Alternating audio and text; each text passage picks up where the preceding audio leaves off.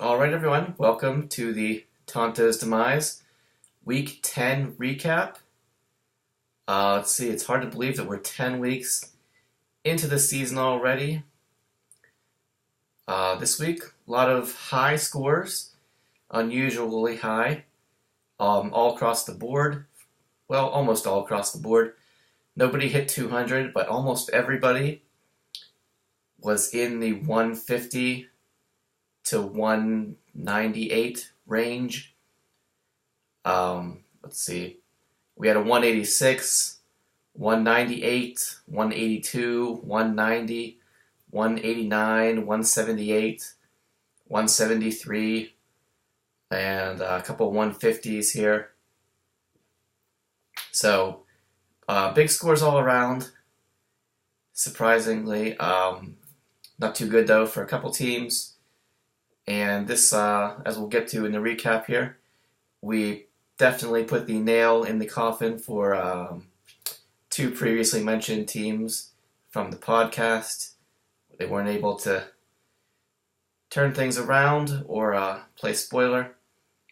So it looks like they're going to have to definitely start planning for next year. And the chase, or I guess the race is on to avoid finishing last and having to wear the Philip Rivers jersey and or the Cleveland Browns pin. Speaking of those low-scoring teams, the bottom teams that are eliminated, let's get right into it with the Rook, the defending champ. He once again goes down to FC Bohoric, FC Huber Slayers, by a score of 182.75 to 143.55. Interesting note about this one. A couple interesting notes. It was tied 143.55 to 143.55 going into the Sunday night game. But FC had Jordy Nelson, who unfortunately did not pull a hammy or strain a muscle in pregame warm-ups. He ended up going off for two long touchdowns, almost 40 points from him, pushing FC Huber Slayers all the way up to 182. Like I said, 40 points from him, 38 from Matt Ryan, 20 points from Julio. And Marshawn Lynch just went beast mode all over the New York Giants, I believe it was.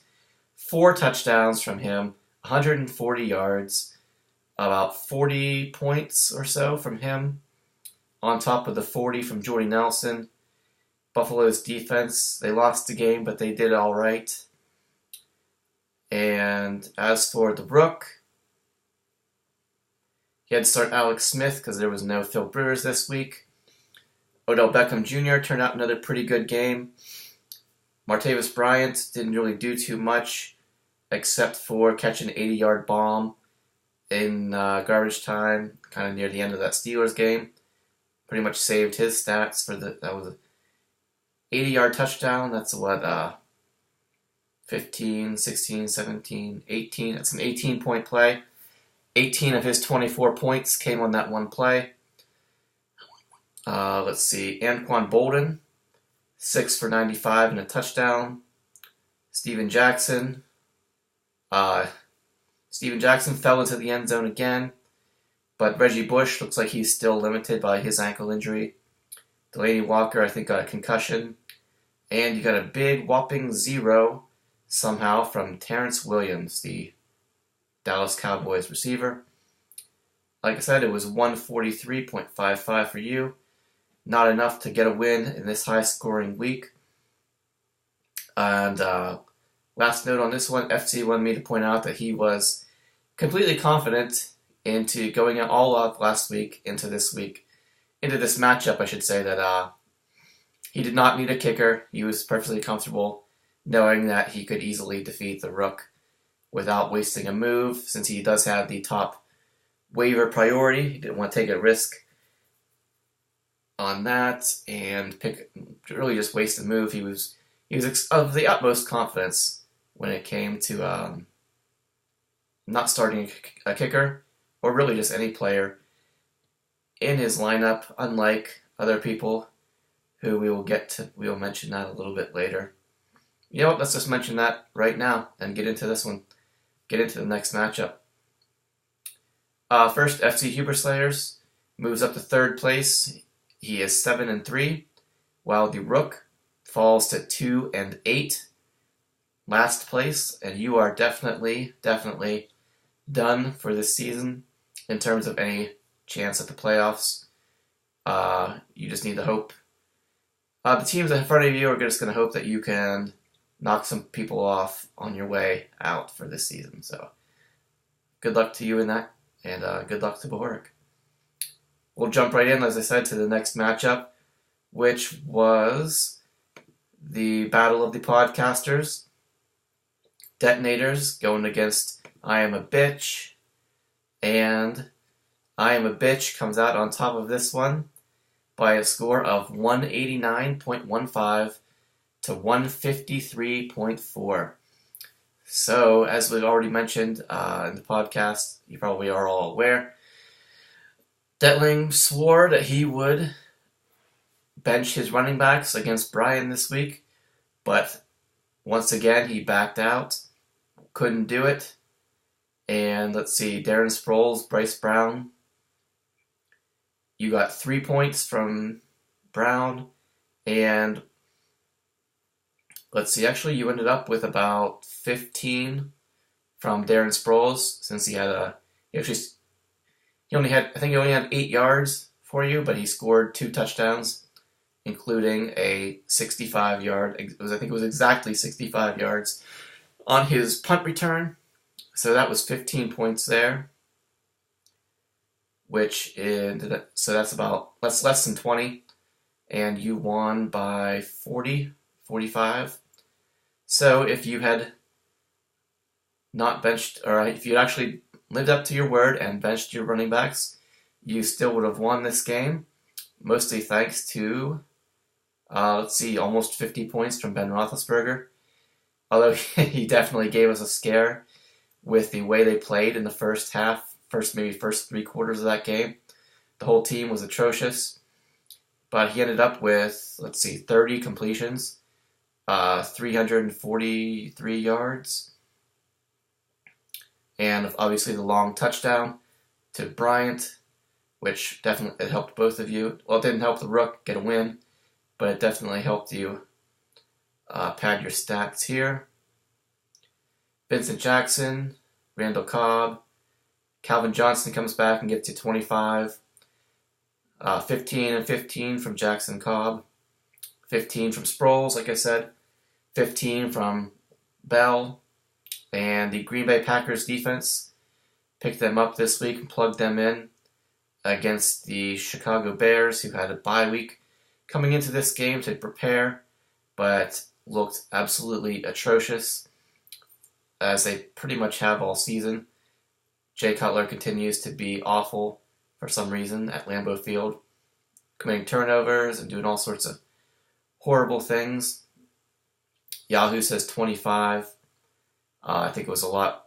There was definitely more than that. I can't remember off the top of my head how much it was, but as you know, Green Bay, Aaron Rodgers had 6 touchdowns in the first half. This game was really over at halftime. I think it was 42-0. So anything that went against the Packers defense here at the end of the game was really, the entire second half was garbage time. I know Brandon Marshall punched in a touchdown. Somebody else did too. I can't remember, but yeah, that was it. So those numbers were definitely enough to push I Am a Bitch ahead of Brian in this one, even though they were going into the Sunday night game. They both had 2 players, and Detling had Cobb and the Packers defense going against Martellus Bennett, the black unicorn, and Eddie Lacy, who did have a 650 56-yard touchdown catch. Would have definitely helped the Rook this week, probably. Not to keep rubbing that in, but I guess I'm sorry. You deserve it. As for the Detonators, like I said, he was up about 5 or 6 points going into that Sunday night game. And, well, Detling still had Sproles on Monday night. But by the end of the Packers-Bears game, Detling was about 20 points ahead. So there was really nothing Brian could do at that point. Another good game from Mike Evans. He's coming around 7 for 125 and a touchdown for him. Pretty good game for Breeze, though he had a couple turnovers there, especially one at the end that really cost them the game. Not much from Decker or McFadden or Joik Bell or Martellus Bennett. 21 points from Eddie Lacy, and a pretty good game all around from the Dallas defense. I'm sure you probably would have liked a few more turnovers from them in that game, but Yahoo says 19. I'm pretty sure it was a little bit more than that. But 153.4, not good enough for a win this week. You probably would have, I think you actually would have lost to most teams you would have played.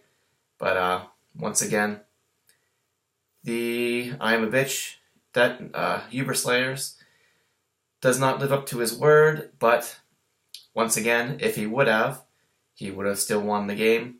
So maybe next year, we'll see if, for once, the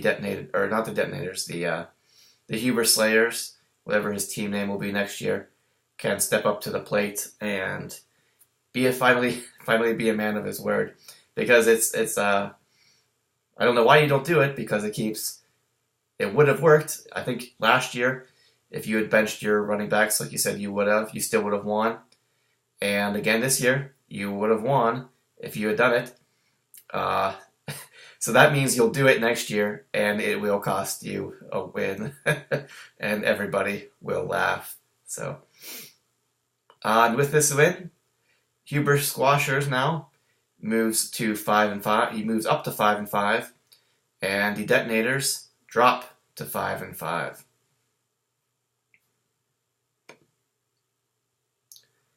Let's see. Next we had the streaking Dub C Hooligans going up against McCoy's Homeboys. McCoy is trying to avoid absolute elimination from playoff contention. Unfortunately, he could not do that. He could not play spoiler this week, as Dub C takes this one down by a score of 190.25 to 178.5. Let's see. Story of this one, good scores up and down, 178.5. That's usually going to get you a win. Although this week was way more high scoring than usual.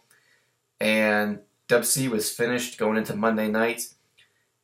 McCoy's Homeboys had Jordan Matthews, LaShawn McCoy, and Greg Olson all in that game. Let's see, I believe the margin was about 60, 70 points.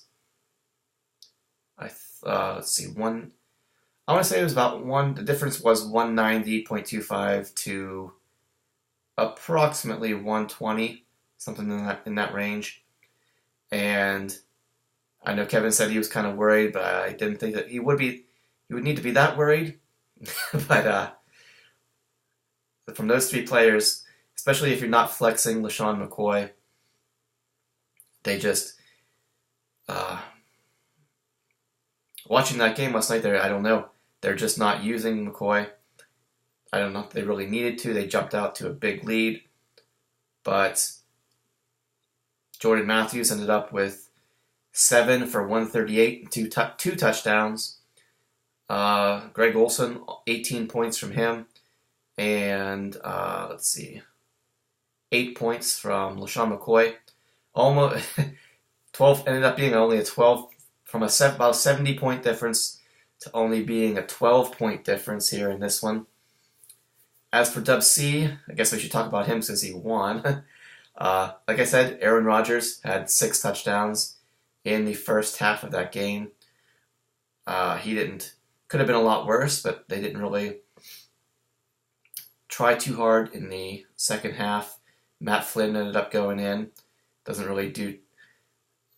It's painful. I don't know if everybody else feels this way, but it's painful to watch Matt Flynn play because he's just terrible.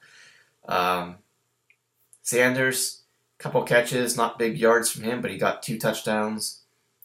Brandon Cooks, another touchdown. 10 points from Kendall Wright. Justin Forsett, coming out of nowhere this year. Over 100 yards and 2 more touchdowns for him. Not much from Lamar Miller, though, or Kelsey. About 20 points from DeMarco Murray. 10 from your kicker. Picked up the New Orleans defense, plugged them in. Unfortunately, they lost there at the end in overtime. But a fairly decent score from them. Fortunately for you, it was enough to hold on and get the win in this one. As for, again, McCoy's homeboys, 42 from Derek Carr. Even Brandon Marshall got one of the garbage time touchdowns there for the Bears. 8 catches, 112 for him, and a touchdown. Roddy White had a touchdown, 20 points from him. 15 at least from Mason Crosby. But really nothing much from Percy Harvin. Really cost you. Perhaps the biggest difference here was the complete collapse of the Cincinnati Bengals on Thursday night against Cleveland Browns. The defense got you 6. Only 6 points. Only getting 6 points against the Cleveland Browns is just unusual. Maybe this year it's not unusual, but history has shown that the Bengals should easily be winning these games, and they've been playing absolutely terrible these past couple weeks. Watching that game, and Andy Dalton could not do anything right. So they only got 3 points. Gave up 24. Only got you 1 turnover. Cleveland piled up the yardage everywhere. And really, so a 12-point difference in this matchup, and only 6 from your defense. You get a couple turnovers, maybe hold them to a little bit lower yardage totals. This one could have gone the other way, but it did not. And with his 8th loss, McCoy's homeboys drops still just above the Rook in 11th place, but you are definitely done for this season. Hopefully you can play spoiler here for these last couple weeks. You scored 178. Like I said, you should have won. You're going to win more often than you're going to lose with that score, but it wasn't enough this week. Dub C, I think he's on a fairly decent winning streak here. He moves up to 6-4, and he is now in 4th place. Let's see who's next.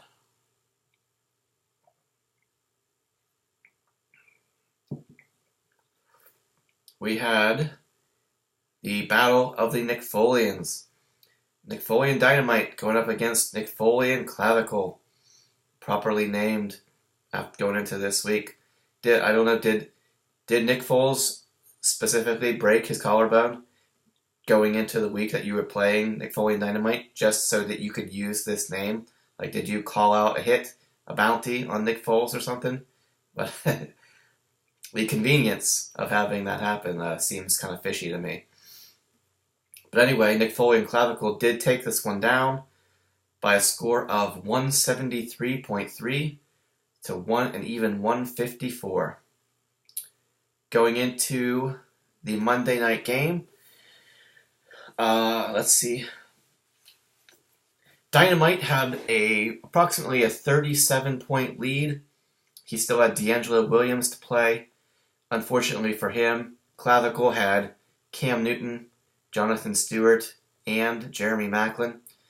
Not good odds on that one with only a 37-point lead. And I think on his first or second carry, D'Angelo Williams goes out, fumbles it away, ends up with only 31 yards. this one, surprisingly enough, this one, watching it back and forth, going back and forth until the end of the game, probably into the fourth quarter. Like I said, Dynamite only needed 30. Well, he was only up 37 points, but Cam Newton was a turnover machine in those first 3 quarters of that game. He was terrible. I think he was definitely under 20 points going into the fourth quarter. Jonathan Stewart did get a touchdown, but he didn't get too much yardage. And surprisingly, Jeremy Maclin, only three catches for 30 yards for him. So everything was going as well as it could possibly have gone for Dynamite going through that Monday night game. We were talking about this as the game was going on here, that it was a blowout. It was 45-7, something like that. And I don't know if anybody was watching the game, but clearly Cam Newton was hobbling around, grimacing, and he was not healthy. And Ron Rivera kept saying, "Oh, I don't see anything wrong with him. He seems fine to me." But clearly, every time the guy he would get up from the huddle, you could see him grimacing and limping around. I really thought that at that point they were gonna pull him out of the game, which would have sealed a victory for Dynamite in this one. But unfortunately, they did not do that. Cam Newton went out and threw 2 long garbage time touchdowns to Kelvin Benjamin to seal the victory here for Clavicle and pad these stats for Tree Size, which I'm sure he was also happy about. But so this one actually surprisingly enough, Dynamite had a chance going into he had a chance all the way to the fourth quarter of the Monday night game, but unfortunately, the Eagles didn't put too much effort into their defense here in the fourth quarter of that Monday night game. So, like I said, those two touchdowns was the nails in the coffin on this matchup. As for the winner, Clavicle, like I said, Cam Newton jumped from under 20 points to ended up with 41 from him. Dwayne Bowe, 17. Golden Tate, he had 22. Stewart, about 10 from him. 90 yards and a touchdown from Terrence West. 6 for 60 and 2 touchdowns for Julius Thomas. And even the Seahawks defense did pretty well. Better than they've been doing this year. As for Dynamite, under 30 points from Kaepernick, 16 from Wallace, Allen Robinson, 13 from him. You plugged in Harry Douglas, hoping for maybe a blowout game where they'd sit Julio Jones and Roddy White towards the end, get some garbage time from him.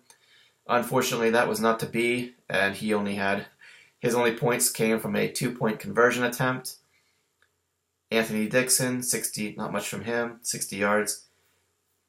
Jimmy Graham, 10 catches, 2 touchdowns from him, almost a third touchdown on the Hail Mary at the end of that game. Unfortunately, he was called for pushing off, canceling out that one,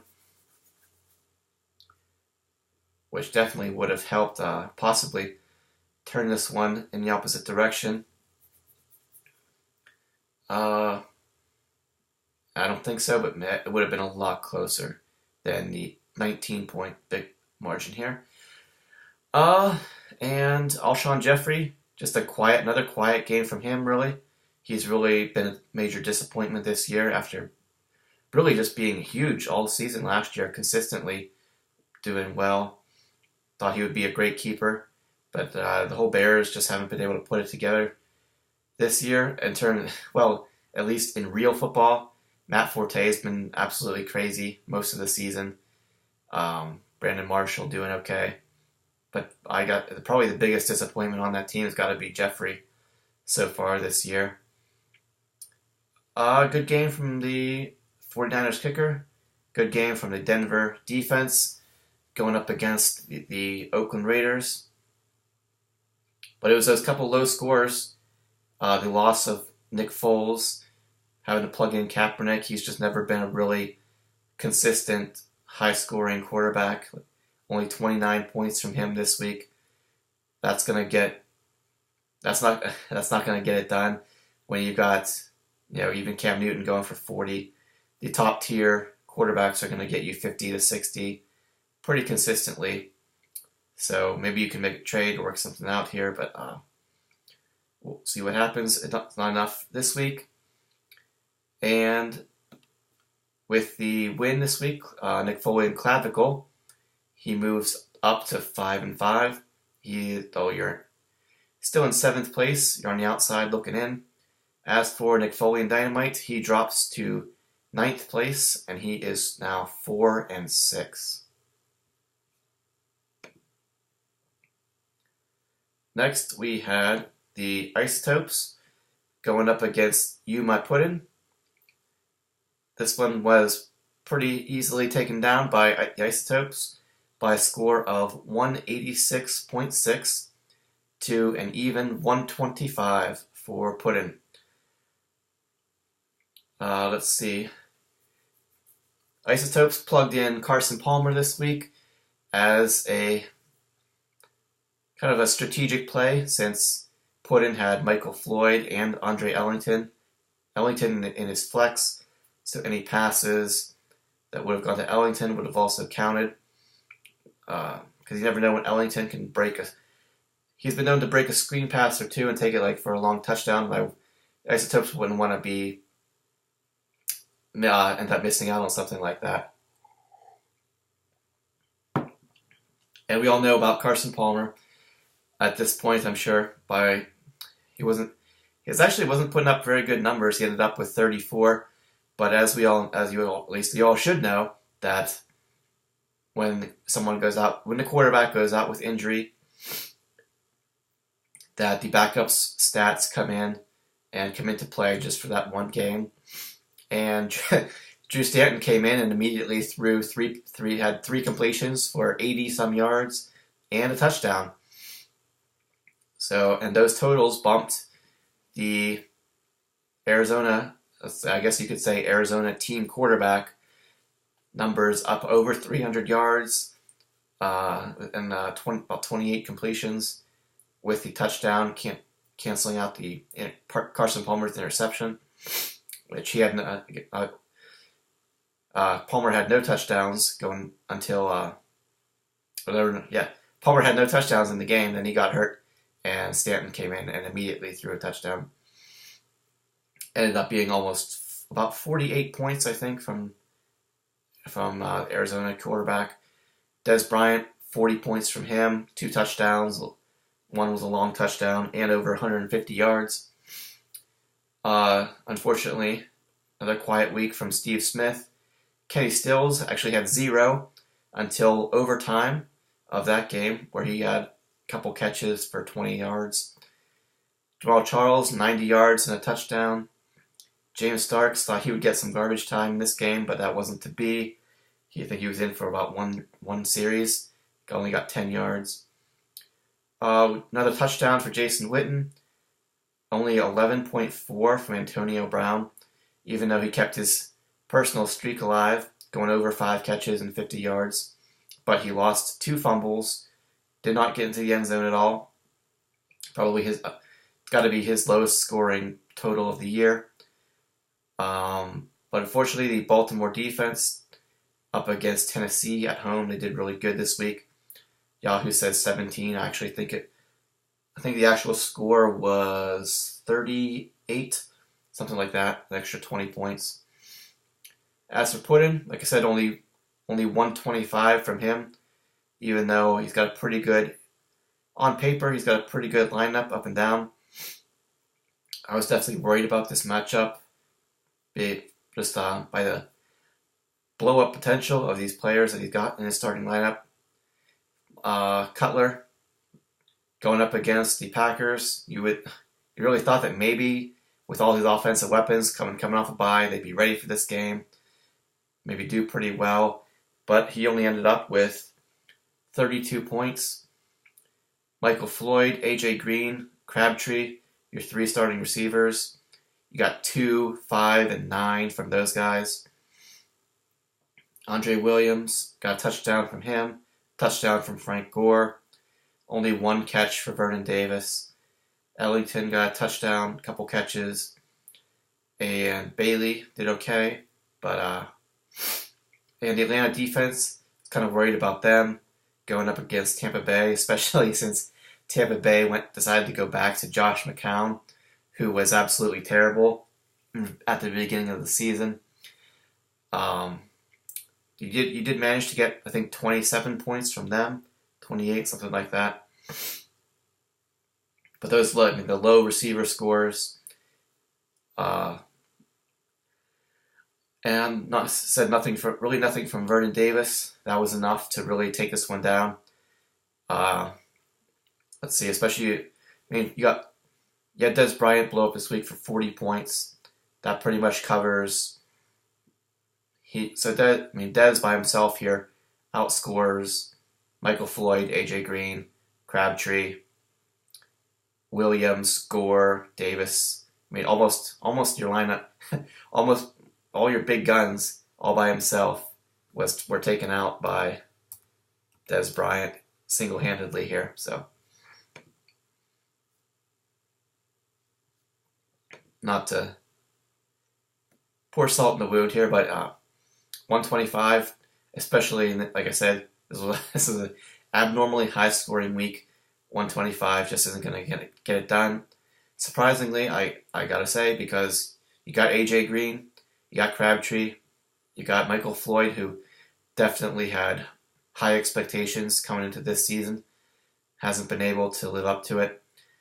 If anything, it's definitely a problem when you've got 3 San Francisco 49ers and 2 Arizona Cardinals in your starting lineup. You're heavily relying on one team to carry the load for you. 3 guys from one team, so you need consistent performance from those guys every week, and it's just it's too difficult, because it's going to be one of them, not and the other, or maybe 2 of them, and one's going to suffer. This week it was definitely Vernon Davis. Only 1 catch from him. He's probably been a huge disappointment this year, I'd have to say. Most of the tight end field has been fairly disappointing this year, I'd have to say. But with this win, the Isotopes move up to 4 and 6, all the way up to 8th place, while You My Puddin' drops to the same record of 4 and 6, but he is down in 10th place. Finally, we had the probably most important matchup of this week, which was Possum Magic going up against the first place. Possum Magic trying to keep his win streak alive, I should say, going up against first place New Gods Mad Titans. And this one was pretty easily taken down by Possum Magic, moving his win streak all the way to 8 games in a row now after starting 0-2. This one was tough. You knew it was going to be a tough week for New Gods Mad Titans because there was no Andrew Luck. Had to start Russell Wilson, who, even though he had over 100 yards rushing, he only had 10 completions in the game. He's a lot like Colin Kaepernick. He's a good football player, good real life quarterback, but in terms of fantasy, more often than not, you're gonna get 30. He's gonna fall in the range between 25, 35 points a week. Yeah, he'll have a huge game every now and then if he gets a bunch of touchdowns, but it definitely didn't help this week since you were going up against Peyton Manning. Plug him in pretty much for 60 so points every week. He had 65 this week. Unfortunately for the Wolves, or I'm sorry, not the Wolves, you're the New Gods Mad Titans. You got 20 points from Demaryius Thomas, but Peyton Manning 5 touchdowns, but none of them were to him. That could have really helped you out in this one. Really nothing, as we mentioned, from the Bengals. You had Sanu and you had Jeremy Hill coming off a huge game. I think, was it last week or a week or two ago? 4 points and 3 points from those guys. Not much from Bobby Rainey. Forte, quiet game from him, only 11 points. Torrey Smith, another touchdown for him. Decent score. And the Arizona Cardinals they tried to make this one close. At the end of their game, they got this. The game was pretty close until Carson Palmer went out. I think St. Louis Rams were actually winning this game, if I remember correctly, until Carson Palmer. Carson Palmer goes out, Drew Stanton comes in, throws a touchdown, and then the Arizona Cardinals got, I believe, 2 defensive touchdowns in that last quarter or so, and ended up, Yahoo says 33. I think it was definitely more than that, but I can't remember exactly what it was. As for Possum Magic, like I said, 65 from him. He went into Monday night or Sunday night with a pretty significant lead, and let's see. Jimmy had Matt Forte on Sunday night, but like I said, only 11 points from him, and so he was done. And Possum Magic still had Kelvin Benjamin to go on Monday night, but unfortunately for Jimmy, Tree was already ahead of him after Sunday. Forte could not do too much, and actually Tree had an 8-point lead going into the Monday night game where Jimmy was already done. So this matchup was decided beforehand. Kelvin Benjamin, though, he only caught 3 passes in the whole game. As I said, 2 of them were garbage time, like 40, 30-yard bombs just down the field. You could tell the Eagles defense wasn't really trying too hard. James Jones, he got 10 from him. Another good game from Larry Fitzgerald, 9 for 112. But you could definitely see an impact on that one because Carson Palmer, last few weeks, there's been a resurgence for Larry Fitzgerald here, which coincided with Carson Palmer coming back from his shoulder injury. But now he is gone. Drew Stanton comes back in.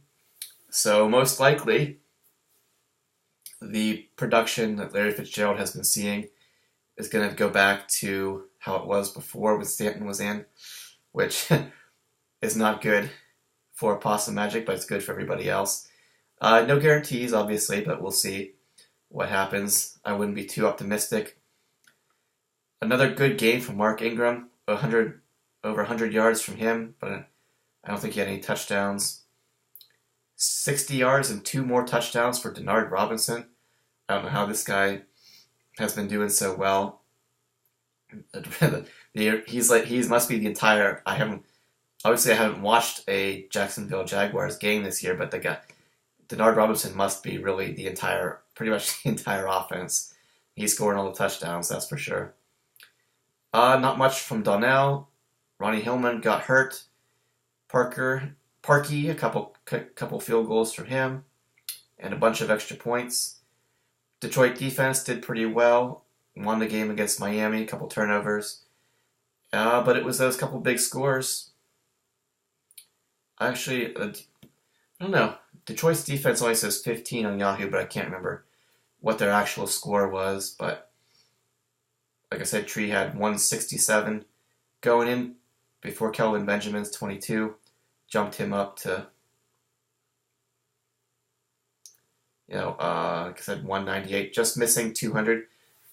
Oh, he had the Eagles kicker, too, there on Monday night. So, pretty good scores, up and down. Possum Magic's roster, once again, and he pulls out another win. It's enough to take down the first-place team, although he stays in first place. Both of you are now 8-2. Jimmy still got a fairly comfortable point total lead on, he does have the point total lead, but Possum Magic is not second. I think he's maybe 4th or 5th in overall points, somewhere in that range. But now both teams are 8-2, fighting for that top spot. and try to hold on these next couple weeks and for a bye. And like I said, Possum Magic, you got to get a little bit nervous because 8 wins in a row. How long is that streak going to continue? It's all streaks are unsustainable. Better hope that it comes to an end. I'm sure you would rather have hit a little speed bump here during the regular season than during the playoffs. So, as for, let's see, what else? Any loose ends here? The knockout pool going here into week 11, which is always the final week. There being 10 teams out, only 2 teams left. This past week, eliminated from the knockout pool is Jimmy, New Gods Mad Titans, leaving only the Dub C Hooligans, going up against the Springfield Isotopes, not actually against each other in a matchup, which would have been conveniently nice this week, but going up against each other to try and avoid knockout pool elimination and rake in a sweet $60. As for that pretty much sums up this week. There should be an interesting podcast coming up here in a couple of days. I'm actually was looking. I almost wish that I was I'd be having part of the podcast this week, because really, I'm more excited to talk about this coming week than I was about this past week. Because if you look at the standings and schedule, this week coming up, week 11, it's probably the most crucial week of the entire season, because for various reasons. If you look at this, like I said, you look at the standings, we've got 3 teams that are 5-5. We've got 3 teams that are 4-6. Those 4 and 6 teams, there's only 3 games left. And if you're going to get to 7 wins, you got to win all 3 games left to go. As for those 5-5 teams, you got to win 2 out of 3, which is no easy task. Anybody will tell you. So it's really obviously it's not looking good for those 4 and 6 teams, but anything's possible. The 5-5s, you got to get at least a win or 2. The way the standings are shaping up, we have Jimmy and Tree pulling ahead. So two guys pulling away at the top, 2 guys all the way down at the bottom. We could end up having a 6 and 7 team making the playoffs this year. Although it's unlikely. It's always unlikely, but it looks like it. I don't want to say it's going to happen, but it seems like a possibility this year. Because, like I said, those couple of spots, they're at least Jimmy Tree and Justin FC Bahorik are pretty much sealed in the playoffs. Dub C, he only needs to win 1 more game to be definitely to clinch a spot. And fortunately for him, he's playing all of the bottom teams, I believe, the rest of the way, or at least mostly teams near the bottom of the standings. A soft schedule, I guess you would call it. But let's just quickly preview week 11. We got Possum Magic trying to keep his winning streak alive. He's going up against the Springfield Isotopes, who are one of those 4 and 6 teams. If the Isotopes lose this one, that'll be 7 losses, and most likely they will be toast. We got New Gods, Mad Titans, and a big one going up against the Huber Squashers. This one's been talked about and smack talked about, I guess I should say, all season long. If New Gods can hand Detling a loss in this one, that would put him under 500 and put him in a really tough position. We got Nick Foley and Dynamite and You My Puddin'. Both of you are 4 and 6. Whoever loses this one is probably done. Whoever wins holds on for another week. FC going against Clavicle. Whatever, I'm not sure what he's going to change his name to yet, but he needs to get a win here. Said another loss. A loss here would put him at 5-6, and means he's probably got to win his last 2 games. WC going against the Rook. Nothing's guaranteed, but the Rook hasn't done too well so far this year. Maybe he can turn it around for 1 week, but it's not looking too good. And the Detonators going up against McCoy's Homeboys. One of those eliminated teams, but anything's possible. Maybe you can play spoiler here. The Rook and McCoy try to knock these guys down while you get a chance. But yeah, it's really, these matchups are big. It's big for the Isotopes. It's big for Detling. Big for Josh. And both Dynamite and Puddin going up against each other. Like I said, the winner of that is going to move on, or at least the winner will still have a chance, and the loser is going to be pretty much done. So there's going to be a lot that the playoff. Let's see. Okay, the playoff picture is going to be a lot clearer, I think, after this week. Hopefully, I hope it's not. I think it's gonna. I hope that some of us that are still holding on to life can manage to hold on for another week or two. But said, it's not looking good for a lot of us. Anything's possible, though. We all got good teams, I think, even though some haven't performed up to par. But yeah, I'm looking forward to the podcast. Maybe I've given you a little bit of food for thought to get you started on the matchups this week. I'm really looking forward to. I think, like I said, I think this is going to be this is easily the most crucial week of the season so far. It's going to change. It's going to affect most everybody in terms of the playoff picture here. So, really looking forward to it. If you didn't already gather that, but so all right, going to be an interesting week. Good luck to everybody.